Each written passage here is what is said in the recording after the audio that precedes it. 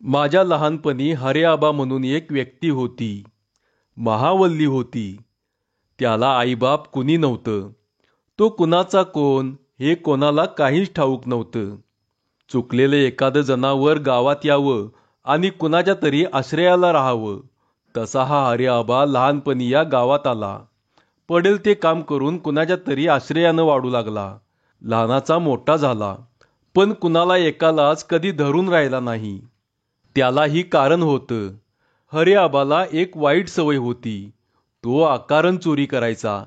त्याला ती सवयच जडली होती. अगदी जन्माची सवय. ज्या मालकाकडं तो चाकरी करायचा तिथं काही करायचा नाही, पण शेजारच्या रानातलं काही बरं दिसलं की चोरायचा. मग तक्रारी मालकाकडे यायच्या. अनेक वेळा त्यानं मार खाल्ला, पण चोरी काही सोडली नाही. अशा हरिआबाच्या अनेक आठवणी आहेत. हरिआबा 25-30 वर्षाचा झाला. अंगापिंडानं चांगला भरला. दावणीतल्या जनावरापेक्षा बेवारशी धुळी जसे अंगापिंडाने मजबूत असतात, तसा हा बेवारशी हरिआबा चांगला भरदार होता. कुठंही खायचा, कुठंही पडायचा. त्याला कसला शौक नव्हता, काळजी नव्हती. मळीच्या पुटागत अंगानं भरला होता. काम करायला लागला म्हणजे अंग मोडून काम करायचा. त्यात कसूर करायचा नाही. आणि ताक पिऊन झोपला म्हणजे अंग भरून झोपायचा. असा हा हरिआबा एकटाच होता. त्याचे 2चे 4 हात कधी झालेच नाहीत. त्याला बायको नव्हती, कसला घोर नव्हता. चोरी करायचं काही कारणच नव्हतं. पण त्याला ती सवय लागली होती आणि ती सुटता सुटत नव्हती. हे गावालाही पक्क माहीत होतं. त्यामुळं त्याला कोणी चाकरीवर ठेवत नव्हतं. ऐन उमेदीत त्याची चाकरी सुटली. गावानं वाळीत टाकल्यासारखं केलं. त्याचं खाण्यापिण्याचं हाल होऊ लागली. भरलेला गडी रोडावला. गावात एक आबा कुलकर्णी म्हणून सावकार होते. सावकार असूनही मनुष्य सज्जन होता.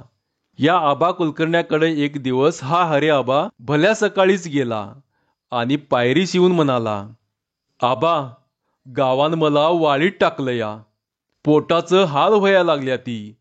तुम्ही देशीला ते खाऊन चाकरी करतो, पर मला चाकरीला ठेवा. काकुळतीला येऊन तो असा बोलला आणि हात जोडून पायरीजवळ उभा राहिला.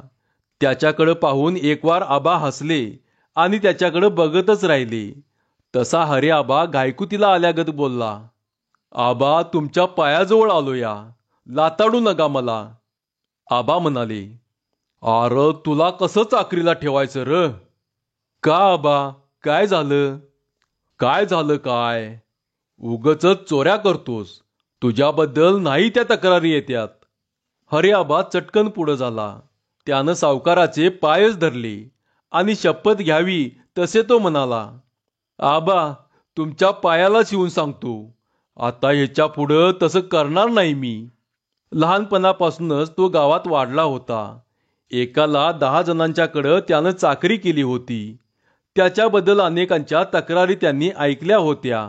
हरेआबानं पाय धरून जरी असं सांगितलं तरी त्याच्या बोलण्यावर कुणाचा विश्वास बसणं शक्यच नव्हतं. तसा सावकारांनाही विश्वास वाटत नव्हता. पण काय झालं कुणास ठाऊक. त्याच्याकडं पाहून त्यांना दयाच आली.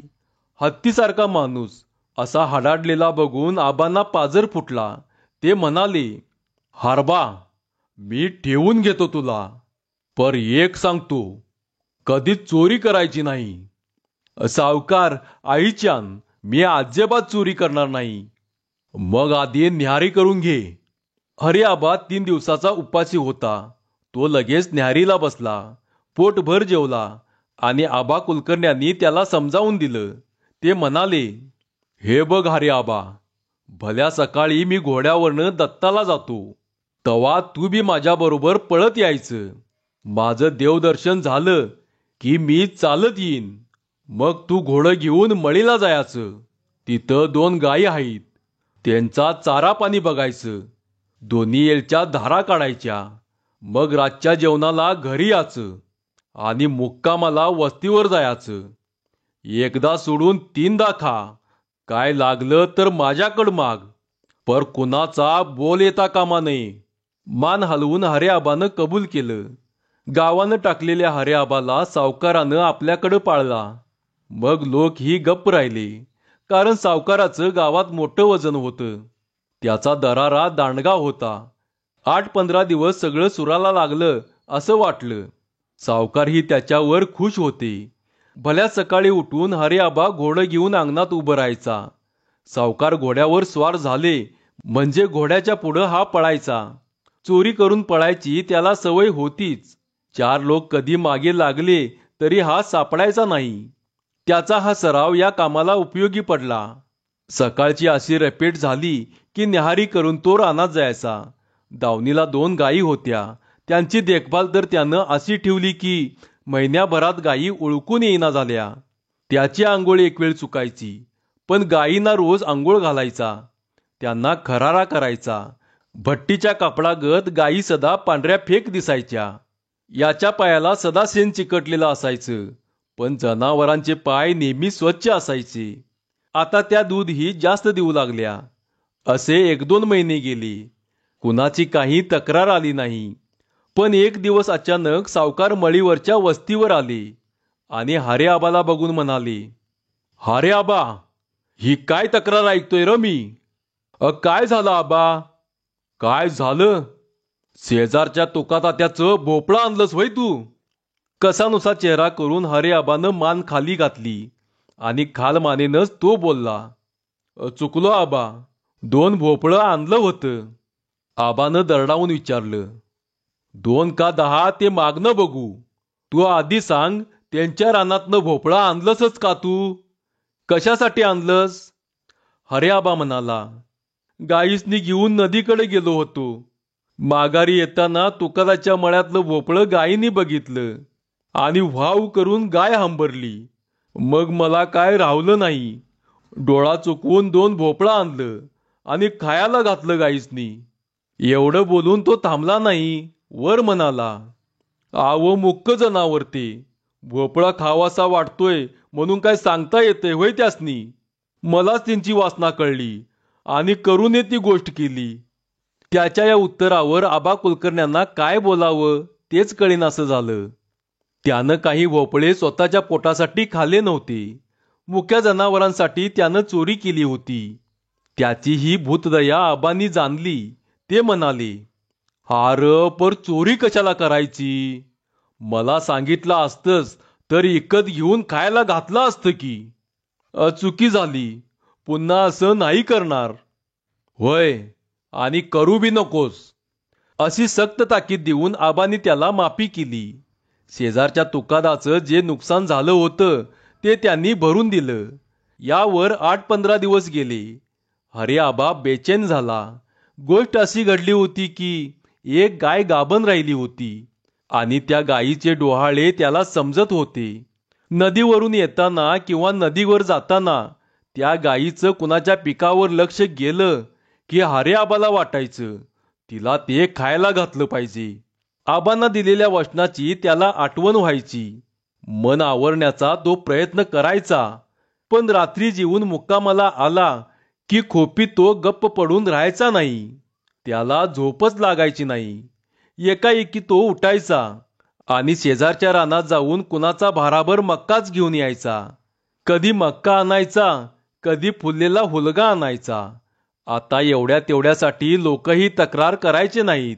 पण एकदा सोडून 3दा झालं मग लोक तरी किती खपवून घेणार? कुणाला संशय येऊ नये म्हणून तो लांबून लांबून आणायचा. तसा तो निशाचरच होता. रात्र झाली की त्याला उजाडल्यागत व्हायचं. वरावरा तो कुठेही हिंडायचा. 4-4 मैलावरून आणून गाईला खायला घालायचा. पण लोकांना बरोबर त्याचा संशय यायचाच. रात्री रात्री लोक वस्तीवर यायचे आणि ह्याच्या गायीची दावण बघायचे. दावणीत काही मागमूस असायचाच. मग लोक त्याला लाता घालायचे, पण त्यांचेच पाय धरून तो म्हणायचा, "आर गड्यानू, मुक्या जनावरापायी आणला एक भारा. चूक झाली माझी, पण हे सावकारासनी सांगू नकोसा." लोक निघून गेले की गाय त्याच्याकडे पाहून हांबरायची. घडलेल्या प्रकारानं तीही घाबरून गेलेली असायची. मग तो उठून गायीजवळ जायचा आणि एखाद्या माणसाशी बोलत बसावं तसा तिच्याशी बोलू लागायचा. तिच्या तोंडावरून हात फिरवून तो म्हणायचा, "का ग बाई, तू अशी का वाईट वाटून घेतीस? मला काय बी झालेलं नाही. मी काय आज नव्यानं मार खातोय वय? पहिल्यापासनं सवय हाय मला. तू काळजी करू नकोस. तुला आणि काय खावंसं वाटतंय ते सांग बघू.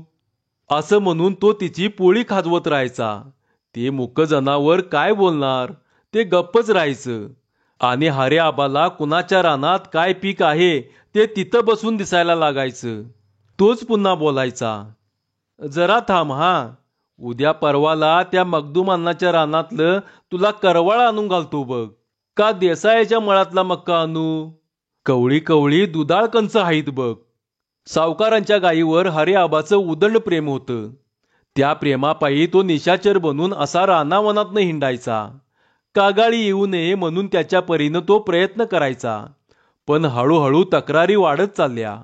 5-10 वेळा आबा कुलकर्ण्यांनी ऐकलं. लोकांच्या नुकसानीची भरपाई करून दिली. पण यापुढं असं घडू नये म्हणून त्यांनी 5 एकर रान मोकळं ठेवलं. हरे आबाला या रानात गायीसाठी वाटेल ते पेरण्याची मुभा दिली.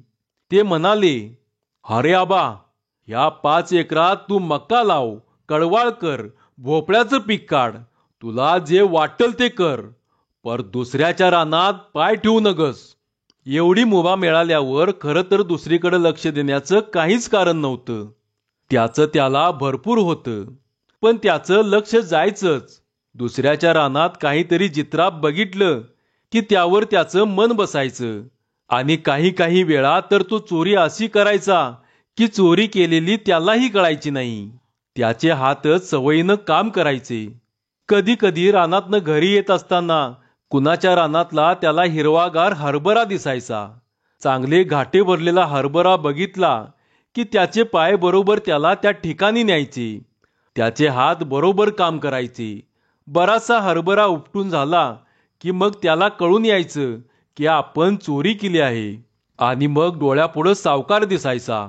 मग घाबरल्यासारखं व्हायचं. तिथनं जो पळत निघायचा तो थेट गाव गाठायचा. पोराबाळांचे एखादं घर बघून दारातनच हरभरा आत टाकायचा. आणि कोण कोण असं म्हणेपर्यंत तिथनं तो सटकायचा. माझ्या लहानपणी आम्ही असे सोप्यात खेळत असताना या हरी आबानं अनेक वेळा हरभरा आमच्या घरात टाकला होता. कधी हरभरा टाकून जायचा, कधी शेंगांचे वेलच घेऊन यायचा, कधी 2-4 ऊस आणायचा. हे आमच्याच घरी नाही तर अनेकांच्या घरी तो असं टाकायचा. कुठनं तरी आणायचा आणि कोणाच्या तरी घरी टाकायचा. तो असं का करत असे हे कोणाला कधी कळलंच नाही.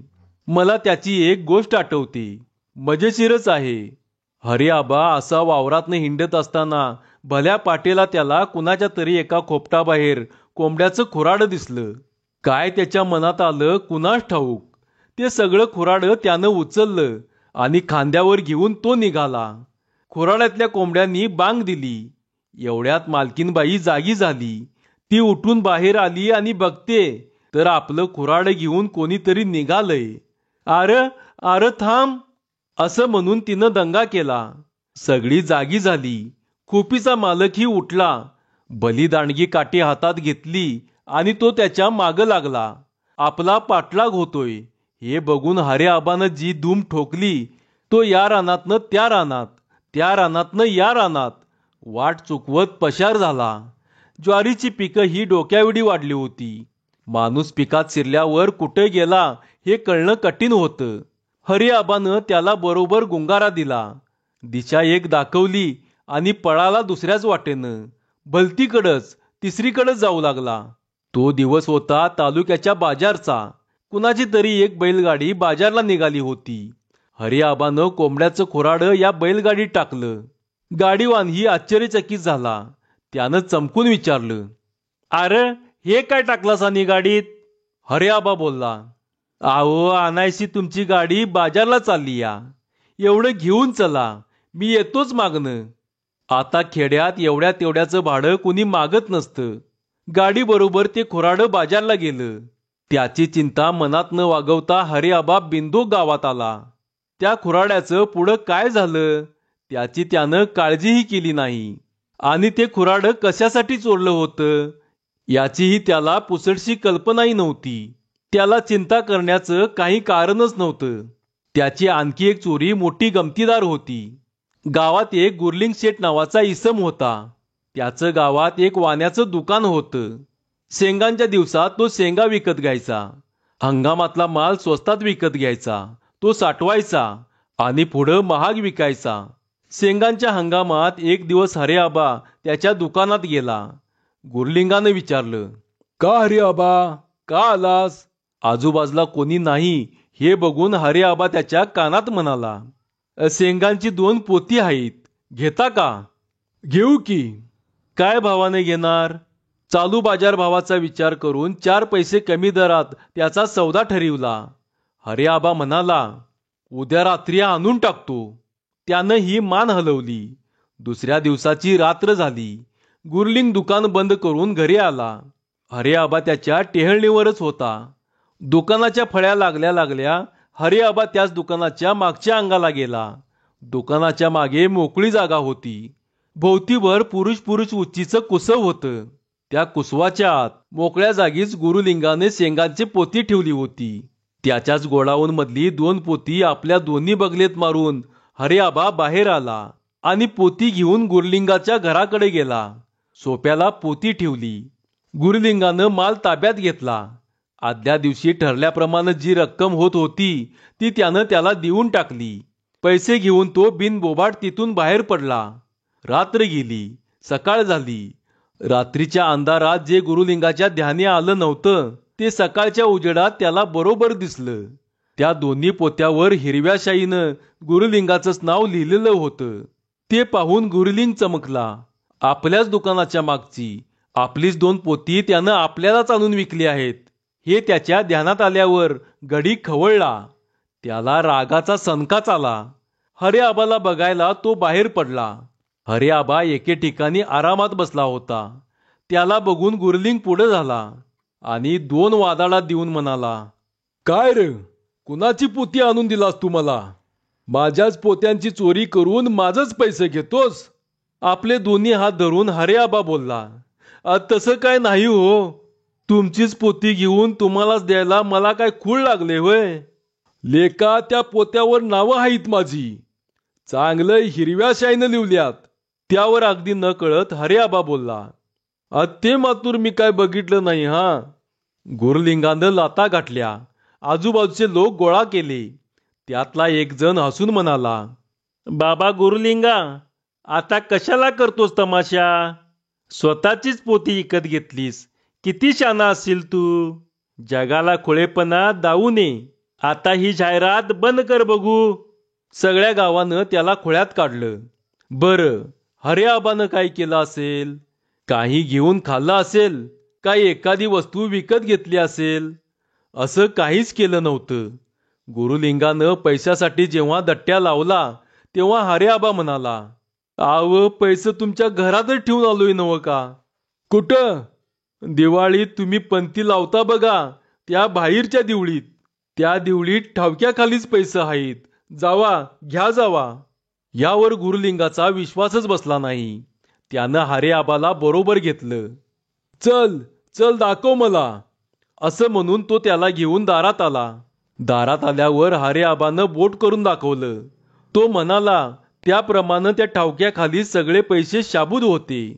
सगळ्यांना नवल वाटलं. खुद्द हरे आबालाही नवल वाटलं. असा हा हरे आबा. आबा कुलकर्ण्याकडं आबा असे तोवर तो टिकला म्हणजे आबानीच त्याला सांभाळून घेतलं. त्याच्याबद्दलच्या तक्रारी अधूनमधून ऐकायला यायच्या. आबा त्याला बोलायचे. चाकरीतून काढून टाकतो म्हणून धमकी द्यायचे. एकदा सोडून 3दा त्यांनी त्याला काढूनही टाकलं. अगदी काही दयामाया न दाखवता ते त्याला खडसावून बोलले. पुन्हा तोंड बघणार नाही अशी त्यांनी प्रतिज्ञा केली. घरातून हाकलून दिलं. पण हरे आबा घरातनं निघायचा आणि मळीवरच्या वस्तीवर जाऊन राहायचा. वस्तीवरनं हाकललं की घरी यायचा. आबांनी त्याला हाकललं पण त्यानं आबाला कधी सोडलं नाही. एखादा ग्रह मागं लागावा तसा तो त्यांच्या मागं लागला. अखेर काय करावं हे आबांनाही कळेनासं झालं. चोरीची त्याची सवय कधी गेलीच नाही. त्याच्यावर सर्व तऱ्हेचे उपाय आबांनी केले पण त्याचा काही उपयोग झाला नाही. एखादा दारूबाज जसा पुन्हा पिणार नाही म्हणून जसा कुठंतरी शेण खातोच तसा हरी आबाचं चालू होतं. उतार वयात सुद्धा त्याचा हा आवडता छंद त्यानं सोडला नाही. अशा वेळी लोक आबांच्याकडे यायचे आणि आबांच्या देखत हरी आबाला लाथा घालायचे. तो कळवळायचा नाही, पण सावकारच कळवळायचे. त्याच्या वतीनं ते हात जोडून म्हणायचे, "आर नका र, नका मारू त्याला. आता ते पूर्वीसारखं तगडं नाही. उतार वय झालंय त्याचं. पाटकन एखाद्या वेळी मरून जाईल र ते. आर ते काय चोरी स्वार्थानं करतय वय. जसा एखादा निस्वार्थी सेवक असावा तसं चालू आहे त्याचं. तो असं का करतोय हे त्याचं त्याला बी समजत नाही. मग त्याला मारून काय उपयोग हाय?" सावकारच मधी पडायचे, त्याला सोडवायचे. कुणाचं नुकसान झालं असलं तर ते त्याला भरून द्यायचे. आबा असे तोवर त्यांनी हरी आबाला सांभाळलं. आबा गेले आणि हरी आबाही ह्या गावात राहिला नाही. त्याचं पुढं काय झालं, तो कुठे गेला, याचा कुणाला काही ठाव ठिकाणाच लागला नाही. तो चोरी का करत असे हे जसं कळलं नाही, तसा तो कुठं गेला हेही कळलं नाही. धन्यवाद.